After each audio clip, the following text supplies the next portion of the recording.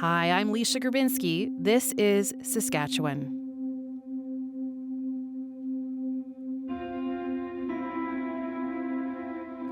Megan Gallagher disappeared in September 2020 without a trace.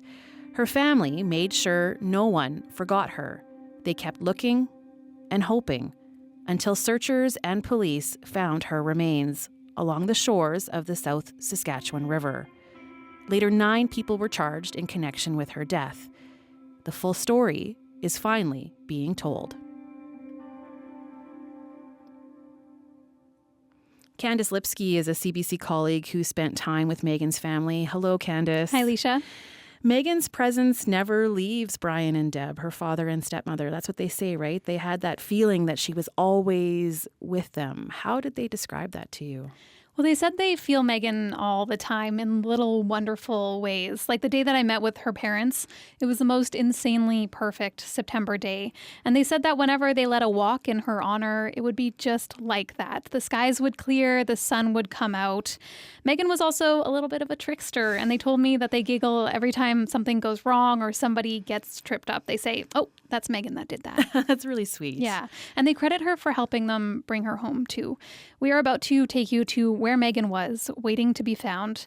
That is what her family believes. That she was there, waiting for them to come to her. Here's part 3.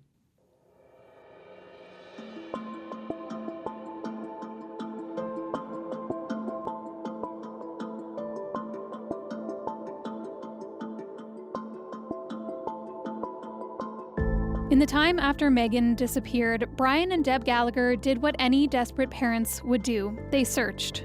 But they also did something else. They listened. We had all sorts of, ceremonies and stuff, like looking, traditional ceremonies, trying to, use the spirit world and stuff to find Megan, and because she very, very much was a believer in like strong spirit connections too, right? And she was connected with us up to the day we found her. It was like we could tell you so many stories of how she would send us messages, like through, Spirit World, or Stealing My Lighter was always one of her favorite ones, and continued for a long time. And that's, I said, when we found her, we kind of knew that she had to be at peace now. And I think she wanted us to find her so we could be at peace, not her. She knew we would never rest until we found her.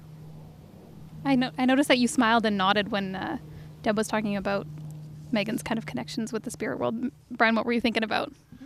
Well, as Deb had said, there were so many. One of the things that I used to do was when we were living on the farm, I would take the dogs for a walk around the poplar bluff that was out in front of our house. And I am sure that every time I touched that one of those leaves on that branch, that she was talking to me. She was letting us know that, yeah, Dad, keep going. Don't you give up. And there were so many other incidences of those types of events that, and in your dreams, some of the dreams where she would come and visit. I remember one where she come and she said to me, it was in a dream, and she was sitting at a table hosting all of the grandparents, the grandparents from all of her grandparents and generations back in the background, and she was serving them a supper. And she looked at me and she had a big smile on her face. She said, "Dad, it's okay. I'm not hurting anymore. I'm in heaven."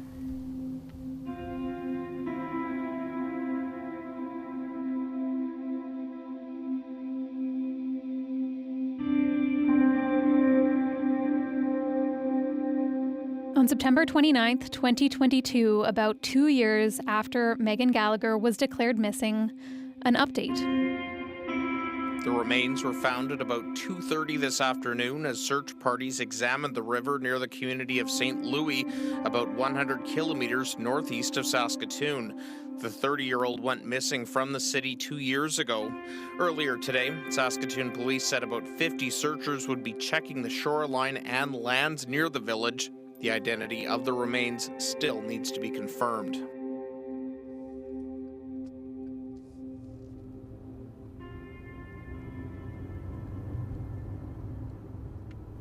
So Dan Zakreski and I are just driving out to St. Louis, Saskatchewan right now. That's about an hour and a half or so, an hour and 20 minutes drive northeast of Saskatoon population of just a few hundred, but we're stopped kind of on the side of the road near in Waka right now. Yeah, we're just on the northern edge of Waka. This is the junction point that takes us to the bridge where John Sanderson disposed of Megan Gallagher's body. It was quite an interesting, it's interesting to sit here on this particular day because we're in early September, literally 5 years to the week of when Megan's body was taken here. So if we go back 5 years, sort of the scene we're looking at is Jessica Badger back in Saskatoon had phoned John Sanderson, and this was, we know from the court documents, 2 days after Megan's murder. And Jessica phones John Sanderson and said, we have a body we have to get rid of, and you're going to help us do it. So he came and got her. She was, as I say, had been dead for 2 days at that point, wrapped in plastic in the garage. And they wrapped her up in a blue tarp, and Sanderson threw her in the vehicle and drove north here up to Waka. This is September in rural Saskatchewan in farming country, and it's remarkably busy. And that's what John Sanderson found. He drove up here that day, 2 days after Megan was killed, with her body in his vehicle. He gets here to Waka, and at this junction we're sitting at, instead of going north to St. Louis, he instead takes 312. He wants to dump her in the river, but the Gabriel Bridge is where he wants to go, and that's on 312. And according to the court documents, he drove there, but because it's harvest and there's half tons and big grain trucks, he gets to the bridge and there's too many vehicles. So he panics, doubles back to this intersection, and then goes to the St. Louis Bridge, which is where he throws her off. But it's so strange to be out here so proximate to that time of the year, because you think of rural Saskatchewan as being this vast, empty place. And it's not. I mean, we drove up here this morning, and as we said, it's harvest. There's lots of people out and lots going on. The other thing too, and we may touch on this when we get closer to the bridge as well, but when we stopped at the gas station, I know that, having talked to Brian and Deb, it was a big deal for them that, Megan's remains were found near Batoche. This is a rich historical area for them. And Batoche, of course, important because it's so instrumental to the history of the Métis people, and this area where we're in right now is their homeland. This is where all the stories come from. If you're, especially if you're Métis in Saskatchewan, you know all the names in the Batoche Cemetery. Batoche, Fisk Creek. This is such a rich historical and has such meaning for Métis people that I can't imagine how strange it would have been for the Gallaghers to have been up here.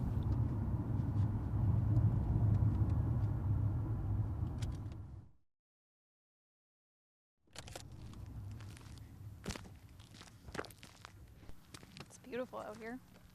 It sure is. Why don't you tell us where we are, Dan? We're at the St. Louis Bridge. This is where John Sanderson had dumped Megan Gallagher's body. It's interesting because for all the years I've lived in this province, I've never been here before. I've never had occasion to go north of Waka. We ended up driving about 15 minutes north of Waka on Highway 2.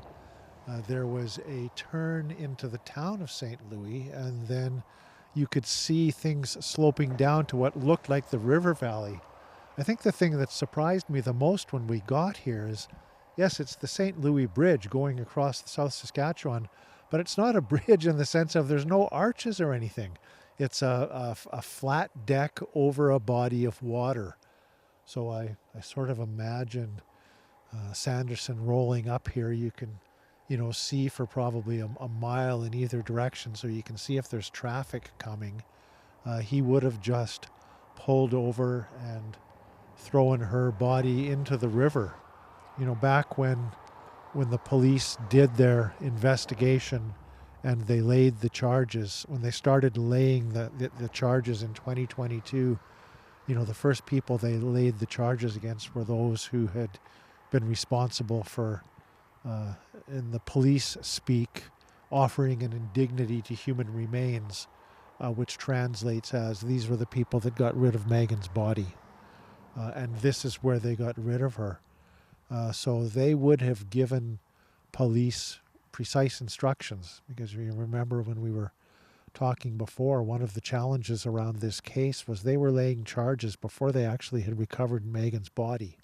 So when they actually had arrested the people and organized the search, I always remember that, the police were very open about what they were doing. They were talking about how they were organizing a search for her body. They had, Saskatoon or Saskatchewan Search and Rescue, RCMP, Major Crimes. I think Calgary Police was even involved. Calgary, yeah, they had cadaver dogs. They had the full production, and they came out here, had set aside 4 days for the search. The Gallaghers were here. They had victim services, and I believe it was 6 hours. They found her out here at 2:30 in the afternoon.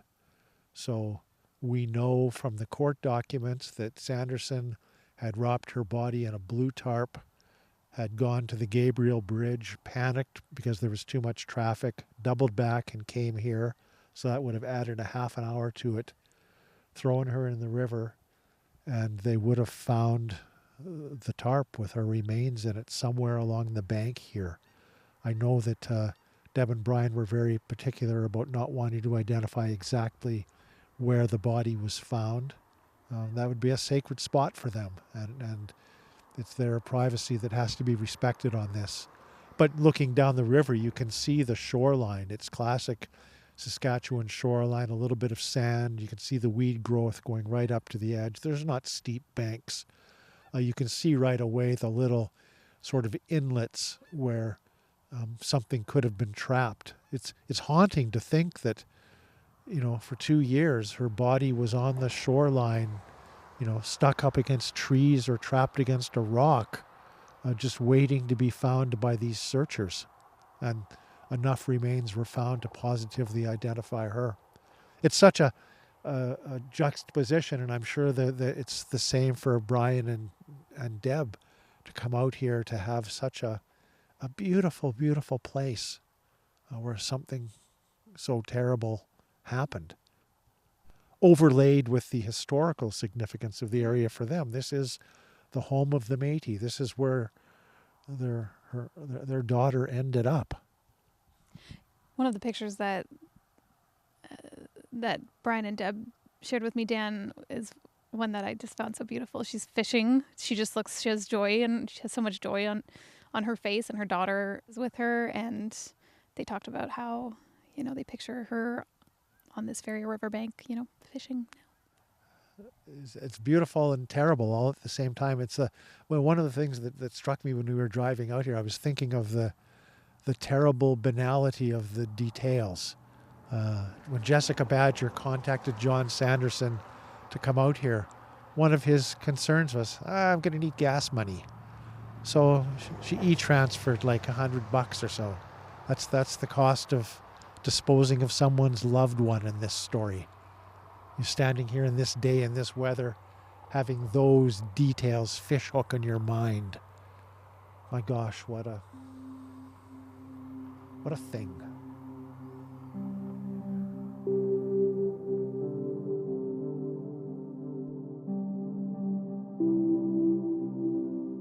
I asked Brian and Deb Gallagher to take us back to that moment when searchers found Megan's remains. I'm not sure if relief is the word. When I think about it, I think about release, maybe. It's like there was a band around my chest for 2 years, and then all of a sudden it's like that band let go, and I was able to breathe a little bit better. But there was still a long ways to go. Like, we're going on 5 years. The other thing that's quite remarkable about finding Megan on the river was that 2 years. 2 years her body was there, and the chances of finding it should have been almost impossible. I believe that their goal, the people that took her or that disposed of it, was if you follow that river, they had hoped that her body would float into the Hudson Bay and never be found. So it's quite a spiritual almost thing too, in the fact that yes, she did sit there and wait for us. And there, when I Googled with the image where we were, and there is this giant rock that's sitting there on the side of the riverbank, and that's where the image came to me of Megan sitting on the rock and fishing, and people coming by, and she's waving, but she's in the spirit world, so they can't hear her. They can't. Hey, I'm over here, and then all of a sudden, somebody does come over and say, "Hey, oh, you found me. You found me." And it was just a moment of, I think, release.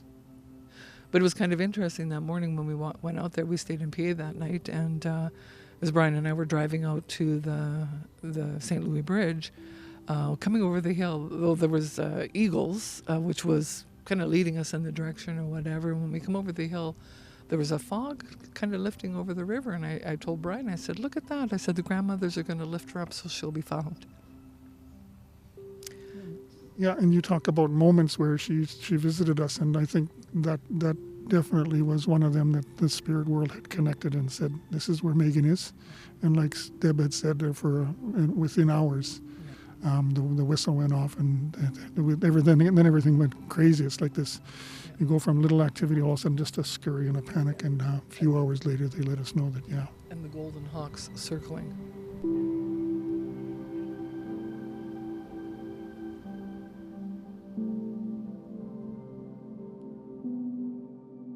Brian and Deb found their child, and so the first part of the Gallagher's journey was over, but a new nightmare was just beginning. After Megan was found, the details of her death started to emerge. And while the family wanted answers, no one was prepared for what was to come, as person after person was charged in connection with her death. 9 people. The Gallaghers, of course, expected justice. We wanted people to know what had happened. We wanted people to know that there were as many as 9 people, and quite possibly even more, taking Megan to hang her up, beating her until she's dead, and then dumping her in a river. We want people to know about these things. We want people to know that these things are happening in the community. We want people to know that there's something in the justice system, and not necessarily the people, because like I said earlier, they were all phenomenal, but there's something within the justice system where the justice system is helping them get away with murder. The justice system is helping them get away with murder. I need to let that sink in for just a moment. 2 of the women charged with first-degree murder were able to make a plea deal and could be out of prison within just a few years. And that's just the beginning. We get into the court cases, and Leisha, the details may shock you. That episode is available right now. Candace, thank you. Thanks, Leisha. You can connect with us on email anytime at thisisk@cbc.ca. You can also share this series with a friend who may want to know what happened to Megan. We're on Apple, Spotify, CBC Listen, and YouTube. Talk again soon.